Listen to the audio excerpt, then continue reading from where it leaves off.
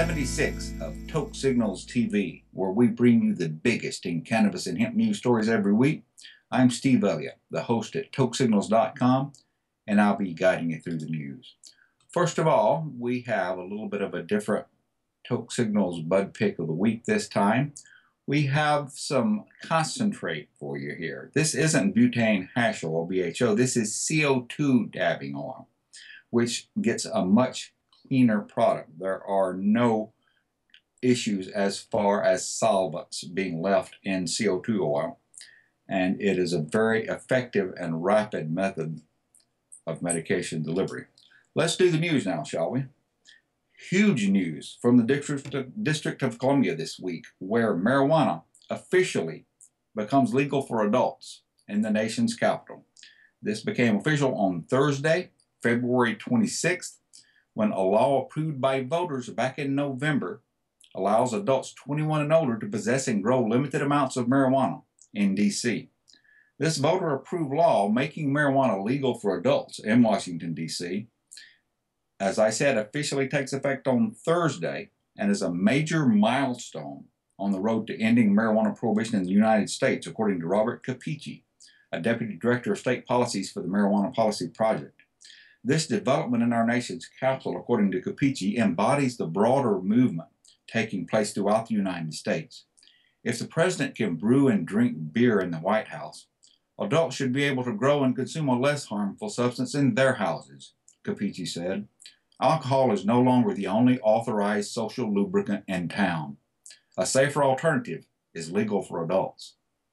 Initiative 71, which was approved 70 to 30% by D.C. voters in November, allows adults 21 years of age or older to possess up to 2 ounces of marijuana, grow up to 6 marijuana plants in their homes, of which no more than 3 can be flowering at a time, and possess the yield of those plants in the location where it was grown.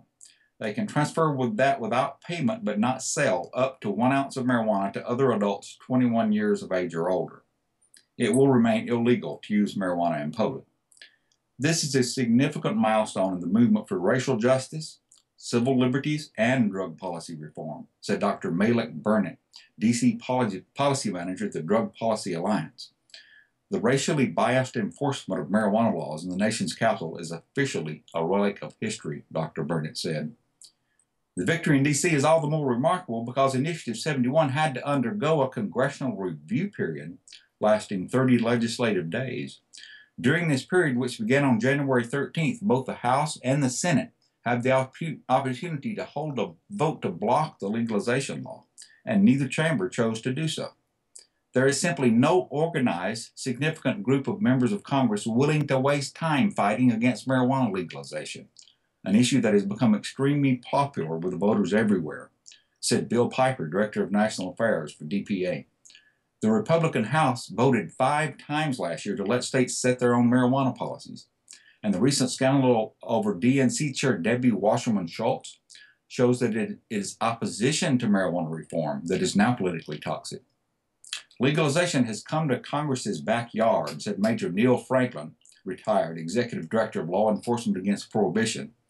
The only question now is, will they be the leaders their constituents voted for and allow the D.C. Council to tax and regulate the product? Or will they prop up the criminal market by keeping sales underground? Much has been made of the difference between D.C.'s initiative and marijuana reform in other states.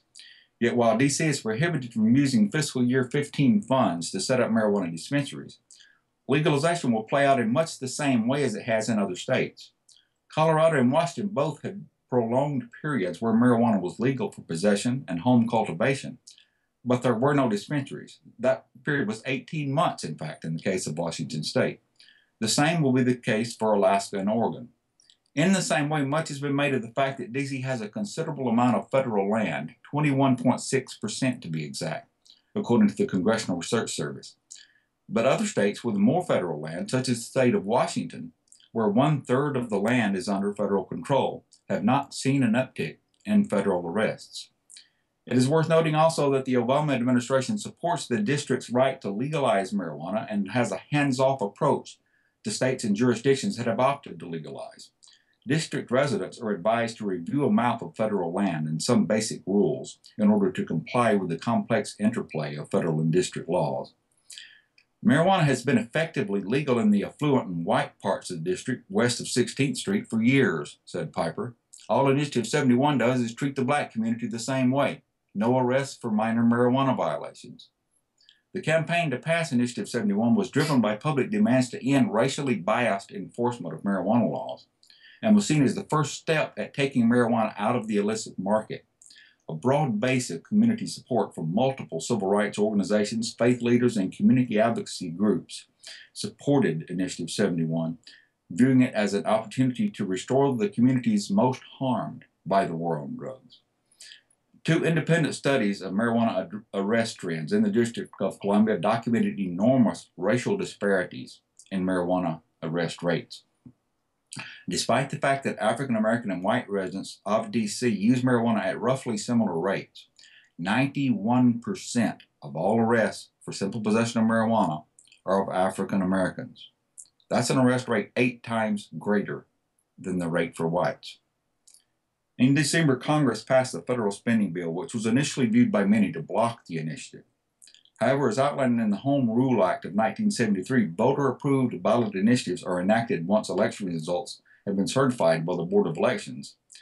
Given that the D.C. Board of Elections certified Initiative 71 on December 3rd, the initiative was already enacted in advance of the passage of the federal spending bill 11 days later.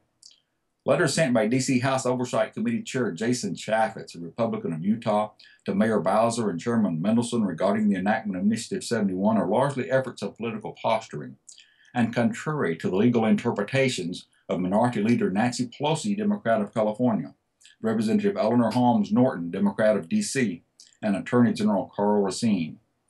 While the White House Oversight Committee may eventually hold hearings on this matter, said Michael Collins, federal policy manager at the DPA, the idea that Congress would attempt to arrest locally elected officials or their staff for doing their jobs undermines the spirit of American democracy. Finally, there's been a significant discussion of the district's elected officials being blocked from implementing a system to tax and regulate marijuana, similar to those established in Colorado and Washington. This is not entirely true. In the appropriations bill passed by Congress at the end of last year, the district was prevented from using only fiscal year 15 funding. Locally elected officials can simply use already appropriated reserve funds to pay for any further steps related to marijuana legalization, including enacting a system for taxation and regulation. As outlined in Section 458 of the Home Rule Act of 1973, the mayor and the CFO may use contingency funds to provide for non-recurring or unforeseen needs that arise during the fiscal year, including expenses associated with unforeseen weather or other natural disasters, unexpected obligations created by federal law, or new public safety or health needs or requirements. Now that marijuana is a legal product for adults, it needs to be treated like other products that are legal for adults, MPP Scapici said. The next step is to establish a system in which marijuana production and sales are regulated, similar to alcohol. We are hopeful that Congress will not stand in the way of D.C.'s efforts to regulate and tax marijuana, Scapici said. Members of the District Council are clearly interested in adopting such a system, and they appear ready to move forward if Congress doesn't interfere. Elected officials in the district are always talking about fighting for the right of self-determination, said Dr. Burnett of the DPA. The time has come to see whether that rhetoric has weight, or if these are just statements of political expedience. The people of the District of Columbia will be watching. In Missouri this week, a bill was introduced to release Jeff Mazansky from his life sentence for marijuana. This is a very rare move. A Missouri legislator has proposed a bill to free just one man from prison.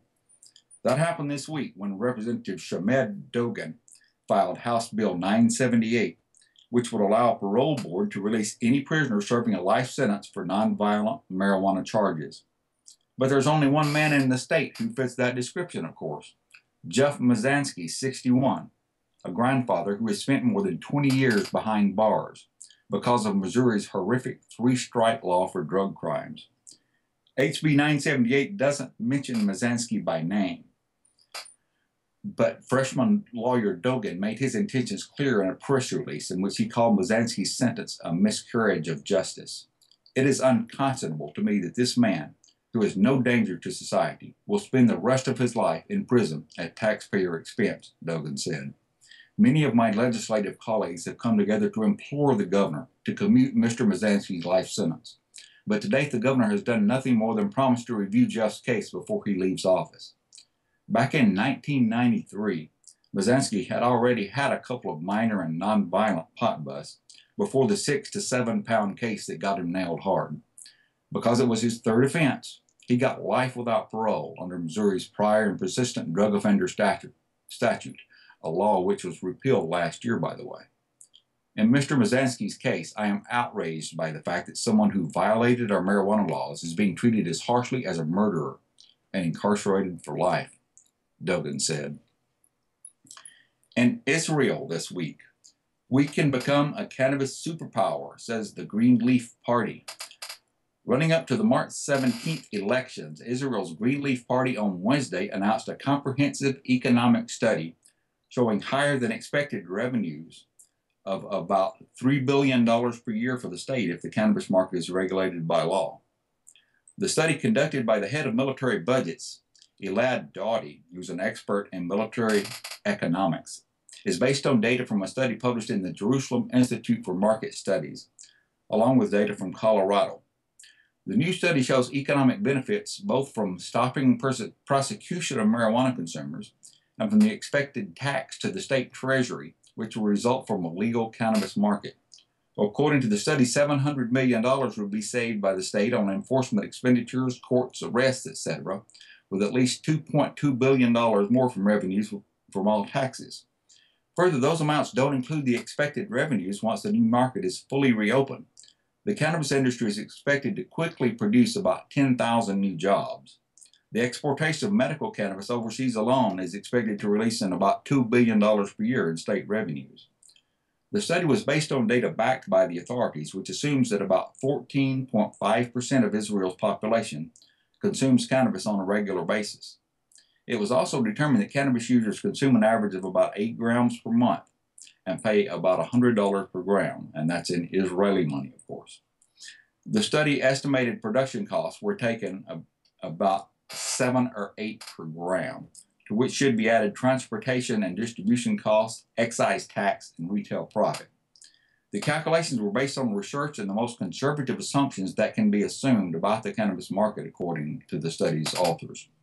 The study only proves that the situation today is such that every politician, without exception, who do not intend to regulate the cannabis law is an irresponsible person who is not familiar with the data and is not fit to serve as an elected public official, said Oren Leibovich, chairman of the Greenleaf Party. Israel cannot say no to income of $3 billion annually and to 10,000 new jobs, Leibovich said. The state must do something dramatic and daring for its residents. It must generate income for its natural resources. By doing so, Israel can become an economic power within 5 years, Leibovich said. In Jamaica this week, as we continue around the world, Cannabis Global Initiative to assist marijuana companies entering new market. Now, legislation to make provisions for ganja reform was approved by the Jamaican cabinet and tabled in the Senate in January 2015, where it currently sits in a state of limbo, but with expected progress shortly to be made. This bill, the Dangerous Drugs Act of 2015, popularly called the Ganja Bill, opened the door to the emergence of new financial and commercial opportunities for companies who want to do business in Jamaica. As advisors for cannabis reform to the country of Jamaica, the Cannabis Global Initiative, CGI, says it is now offering a full suite of services to assist companies wanting to be among the first to do legal cannabis business in the Caribbean, and has opened a second office in Kingston, Jamaica. With the opening of its second office and CGI's long-standing relationships with the Jamaican government, policy stakeholders, and the growing community, CGI is prepared to advise companies with placing their products and/or services in the first Caribbean country to legalize marijuana for medicinal use. Tess Maria Leon, Director of Client Services for CGI's Caribbean team, heads their Kingston office. We've created a robust offering to ensure the best companies are being represented and positioned correctly to do business in the Caribbean, said CGI President Wanda James. CGI has created a number of packages with several levels of service designed to introduce cannabis-related businesses to Jamaican culture, lifestyle, and business infrastructure. For example, CGI's Genesis package offers businesses a comprehensive, highly personalized introduction to Jamaica, including meetings with key industry representatives, growers, and resort owners, assistance with the negotiation and selection of retail, grow, or commercial space, a private car and driver, and a local CGI representative to accompany them for hands-on guidance. Other packages are customized for those who would like to establish political connections, need culturally sensitive advertising or public relations campaigns, or assistance with navigating licensing issues and procedures once the government makes licensing available. Cannabis-related companies in the U.S. and beyond are asked to contact Cannabis Global Initiative for a review of the packages available and to determine the best fit for their products and services. And in Canada this week, a patient assistance program for medical cannabis use was announced. CanTrust, Inc., a licensed producer and distributor of medical cannabis in Canada, announced an assistance program for medical cannabis compassionate use. The CanTrust Access Program is a Canadian first in medical cannabis programs and is available immediately to eligible Canadians whose health plans do not reimburse medical cannabis. To enroll, a patient must first have signed a CanTrust medical form from their physician. The required qualifying documents listed at cantrust.ca, a letter from their physician indicating a need for financial assistance to access medical cannabis, and proof of their financial status, Revenue Canada Notice of Assessment. Qualified patients will be eligible for up to 30 grams of medical marijuana per month. 3 levels of financial assistance are available through the CanTrust Access Program depending on the patient's income status, which will be reassessed every 6 months. CanTrust anticipates that a number of patients' financial status will qualify them to receive their monthly order at no cost. A patient is obliged to notify CanTrust if their status changes in any manner. Patient assistance programs, PAPs, are commonly used within the pharmaceutical industry as a financial support tool for patients in need of access to medications for their illnesses, according to Norman Paul, chairman of CanTrust. As a company founded on the principles of patient access, CanTrust took the bold step of creating the innovative CanTrust Access Program with the goal of offering broad access to medical cannabis for patients in need. Paul added that his company believes that having a limited income should not marginalize a person's access to medicines they need, and that CanTrust is committed to helping make its medical cannabis available where and when it is needed most. Just like pharmaceutical medicines, affordability of medical cannabis shouldn't be a major barrier to access in Canada, said Paul. Cancer can be expensive to treat and manage, said Jackie Manthorn, president and CEO of the Canadian Cancer Survivor Network. The introduction of CanTrust Access is a real benefit to many cancer patients in need of financial assistance who need medical cannabis to control their pain and other symptoms. CanTrust is currently offering hydroponically grown pharmaceutical-grade cannabis to patients who provide the required medical document completed by their physician. It says it provides safe and secure delivery of its products directly to the patient's home using its automated packaging technology and best practices methodology to ensure all orders are tracked every step of the way. Back in the United States this week, Kind Financial gets a second round of funding to provide financial solutions to the cannabis industry. Kind Financial, formerly known as Kind Banking, the financial solutions platform for the cannabis industry, on Thursday announced it has secured its second round of funding. The company, in a prepared statement, said this investment will accelerate its mission to provide the legal cannabis industry with a full platform of financial services, including but not limited to merchant and payment services, financing, equity investments, and insurance offerings. The company said it plans to launch a payment solution for the cannabis industry in its first quarter of 2015. Legitimate cannabis businesses are being denied many of the financial services available to other industries, explained David Deinenberg, founder and CEO of Kind Financial. As a result of current regulatory measures, most financial institutions, such as banks and credit card companies, are reluctant to do business with the cannabis industry. Our financial platform will fill this crucial need as the industry continues its exponential growth, Deinenberg said. The investor group was led by Lindy Snyder, founder and CEO of Lindy Skin, which manufactures and distributes clinically proven skin care products for cancer patients. This is the latest in a series of investments Snyder has made within the cannabis industry, including a product designed to safely ship medical marijuana plants, as well as an asset management company. Snyder is a daughter of businessman and an entrepreneur Ed Snyder, the current chairman of Comcast Spectator and founder of the Philadelphia Flyers NHL franchise.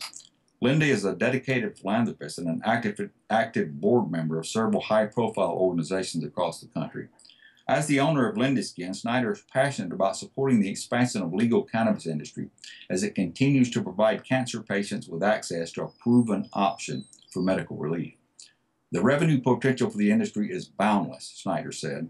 The platform Kind Financial is building will provide the tools the cannabis industry needs to overcome its current financial struggles and continue its growth. Kind Financial said it has received inquiries from hundreds of businesses and entrepreneurs seeking financial services for a wide range of cannabis operations, such as dispensaries, edible companies, clothing companies, and equipment manufacturers, among others. We're truly inspired by the innovation, entrepreneurial spirit, and ingenuity of the marijuana-related companies today, and we are very excited to partner with the industry to be a catalyst for growth, said Deinenberg. These businesses need a financial platform and access to the tools they need to conduct business just like those in any other industry. Kind Financial is committed to making that happen, he said. Finally, in Alaska this week, Wasilla bans pot brownies and says smoking weed is still illegal if it pisses off the neighbors. And this, of course, would be the hometown of Sarah Palin's reaction to the legalization of marijuana there in the great state of Alaska. Nobody can say the Wasilla City Council wasn't ready when marijuana legalization came along. No, sir. Less than 3 hours before recreational cannabis became legal across Alaska, the council on Monday banned making pot brownies at home. The city, known for its lax rules on everything from ATVs to big box stores, suddenly got all into restricting personal freedom and passed what for now looks to be the strictest local laws covering recreational marijuana use in Alaska. On a 4-2 vote, the council limited marijuana use within city limits to private property smoking or consuming edibles if they were made outside Wasilla. Even smoking marijuana at home is still illegal if it bothers the neighbors. The new regulations ban making edibles, concentrates, or extracts at home. Within Wasilla, it's also now illegal to transport more than 2 ounces of cannabis inside one vehicle. State law allows up to 1 ounce per adult, but doesn't limit totals. The new Wasilla regulations prohibit marijuana clubs and require that the use of cannabis cease immediately if other residents or neighbors are disturbed. Wait, I thought they already took a vote on this? This is the first step, claims Stu Graham, the newest member on the city council, who also proposed most of the regulations. This is a building block, he said. The 2 council members who voted against the marijuana laws called them premature. A lot more work needs to go into it, said Colleen Sullivan Leonard, who questioned how police will enforce these laws. She expressed concern about police knocking on the door and walking into somebody's house to see what kind of brownies they're making. Even the city's attorney, Richard Payne, admitted that that section of the law will be a difficult provision to enforce. Even if someone is caught in the act of making brownies, they'd need to get tested at the state crime lab at Wasilla's expense. A small crowd at the meeting showed its displeasure with the tomfoolery with frequent head shakes and grumbles. The ignorance displayed by this council is amazing, Keenan Williams said during a break. Williams and his wife Sarah hope to set up the Midnight Greenery marijuana dispensary in Wasilla next year, after the state clarifies rules for retail operations. I hope you have a great week. See you next time. Stay lifted.